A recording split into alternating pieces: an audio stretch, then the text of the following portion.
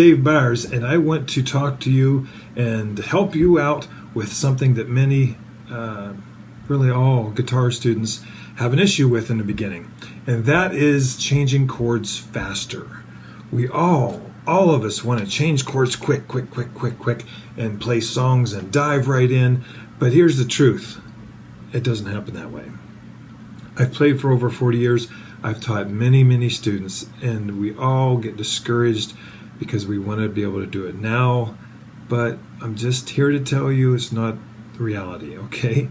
Give yourself a little bit of slack. Don't get frustrated. However, I've got some things I want to share with you. I've got some tips, some tricks, some insights, some secrets that I'm going to share with you that I honestly haven't seen anywhere else. Maybe a thing, one or two, but just not all collectively together, certainly in this kind of manner. So I'm going to share something with you that I think will definitely, not that I think, I know will help you, because I've just literally seen it help student after student after student with their changing chords faster. So let's talk about a few different things here. Firstly, it's imperative that you learn your chords in a logical manner. By that, what I'm saying is, if you're trying to tackle chords that are farther ahead than what you're ready to do right now, then you're going to obviously have a problem. But I see that happen so often.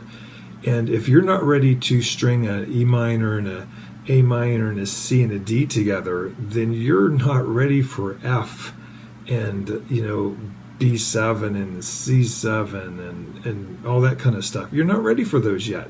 Take your time. Learn the first 4 to 6 chords and learn how to switch back and forth between them before you try to go to new chords and try to switch between them, because you haven't learned the first chords yet, is my point, okay?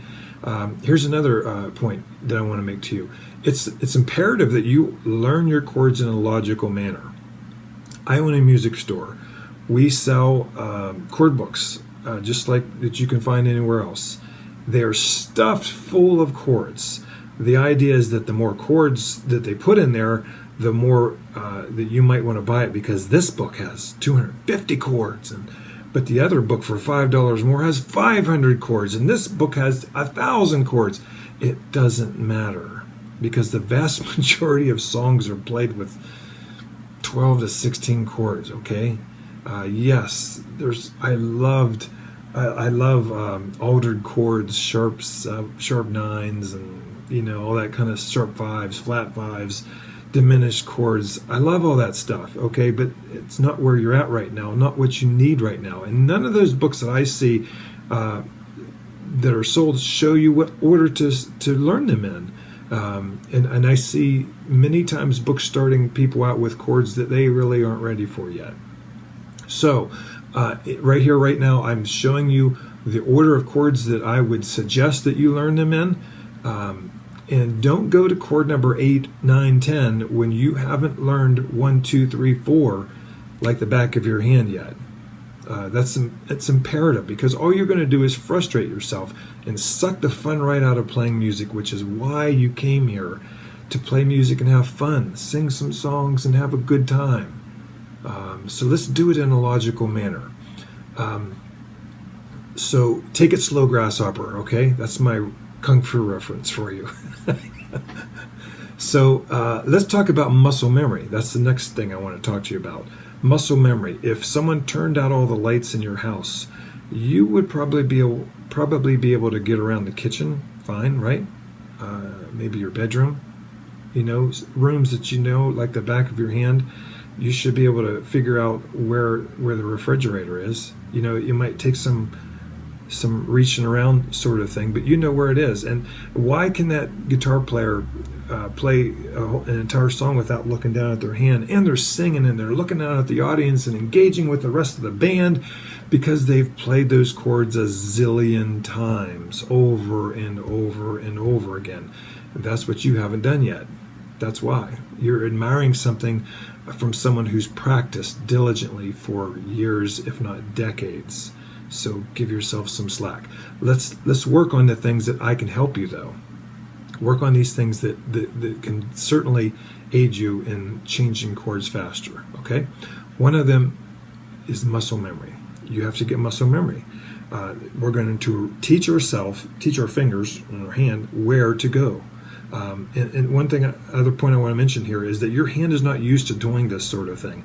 You don't grab a doorknob with one finger. It doesn't happen.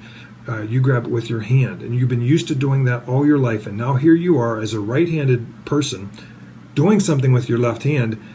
Individual fingers are working on it now here as well.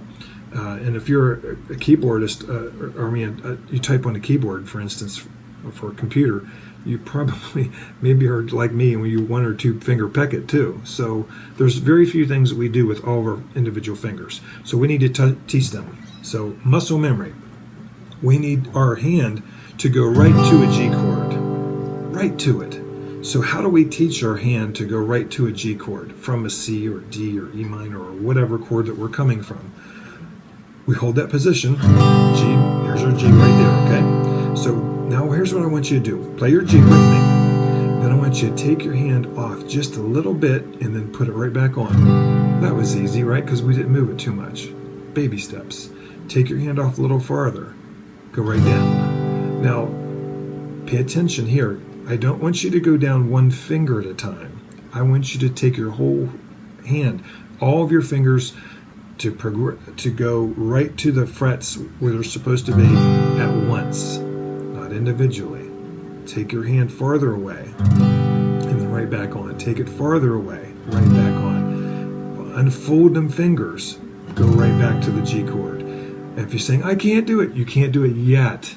Okay? Practice. Slow, baby steps. Take it off just a little bit and back on. And a little bit farther, then a little bit farther. And then get to the point where you take your hand and unfold it all the way out and come right back on. All the way out and right back on. Muscle memory is happening. You're teaching your fingers where to go. If you do it fast and you try, what you're doing basically is teaching your fingers how to do it wrong. Teach your fingers, slow down, teach your fingers how to do it properly so you don't have to undo mistakes that you could be developing, essentially. All right, so now we've got one chord. Hallelujah! We've got one chord, okay? Let's go from a G to a D, okay? Those chords, bread and butter, peanut butter and jelly right there. Back and forth, G and D chord, they love each other. They're just great chords that work together for so many songs. You need to be able to go back and forth between G and D like crazy. And that's what you do. See what I'm doing here? G, D, G, D, G, D. You can sit there and watch a TV show, a movie or two. You can, I don't even know what they call it, where they watch one movie after another, kind of thing. I can't do that, but you can fret your G and D chords. Just watch this. You don't even have to strum the chord, because somebody might be sitting in the living room with you and look over and say, will you stop playing the guitar? It's happened to me many times. I'm sorry. So what I do is either one or two things. One, I'll palm mute until that starts annoying them. Or I'll just even hold the chord like this with my fingers. G, D, G, D, G, D, G, D, back and forth. They don't even hear it now. But here I am teaching my fingers where to go. Back and forth. G, D, G, D, G, D. In the beginning, you're going to go really slow, because I want you to work on not one finger at a time. I want you to work on all fingers all at once. G to D. To G to D, back and forth. Go slow. Teach them how to do it properly. Don't teach them how to do it the wrong way. Teach them how to do it the right way. Back and forth. This is what I call beating up two chords, meaning that we're just going to go back and forth, monotonous, over and over and over. You can take a drink of water, and you're still going back and forth with your G and D chord, because later on you might have to be watching chord charts. You might have to be looking at lyrics. If you've got those memorized, you want to be looking out into the audience and engaging with them, singing. You do not have time. Where was that first finger at again? You don't have time for that. So you have to put in the wood, what they call this wood shedding, the practice, so that you know right where those chords are. So once we get 2 chords down, then let's work with G, C, and D. Okay, those chords go together so often it's unreal. Okay, so you need to be able to play G, C, D, all over and over and over and over again, slowly, all the fingers moving at the same time, and then as fast as you need to, strum, sort of thing. All fingers moving together. So now once you get, let's say, past the first 6 chords, and you know them like the back of your hand, and you can switch between them without any pauses between each of your chords, then you're fine. You're ready to go to a new chord. If you cannot do that, you're not ready to go to a new chord. Don't go to new chords yet until you get the first chords down. Then just same thing happens when you go to add the D7 in, for instance. Go to first figure out the D7, open it up, D7, open it up, D7. Then you got that down, go from G to D7, G to D7, G to D7, back and forth, C to D7, C to D7, back and forth 100 times, 200 times, whatever it takes. Got that chord, then go to the next chord. But honestly, find a song that has the D7 chord in it, or whatever chord that you're trying to work on, and make music and have fun. So it's one thing to sit there and practice all day long, but if you put it in a song and you work on the song, what will happen is you're practicing and you don't feel like you're practicing because you're just having a ton of fun. Okay, so it keeps the fun in it. So that's a wonderful thing as well. Let's see, I made some notes here. Let's make sure I haven't skipped anything. That's it, really. Yeah, I think we covered it all. So take a few chords. Once you get one down, go to put 2 in, then add 3, and then you got 3 or 4. And that's honestly a lot of songs are 3 or 4 chord songs. Sometimes you get to 5 or 6, but it's honestly rare where you get too many beyond that. But string them together. I'm going to have a video about some strumming patterns as well to help you out there too. But the first thing is, if you can't switch between chords, you really can't concentrate on a strumming pattern, because your changing chords is going to be an anger that you're trying to drag around. You have to be good at changing between the chords before you can even consider much of a strum pattern. So anyhow, again, please subscribe, please like, please share, comment, ask me any questions that you'd want. I'll do my best to help you out.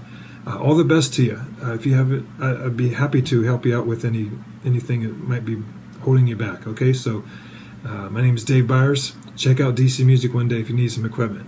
But meantime, take care. God bless you.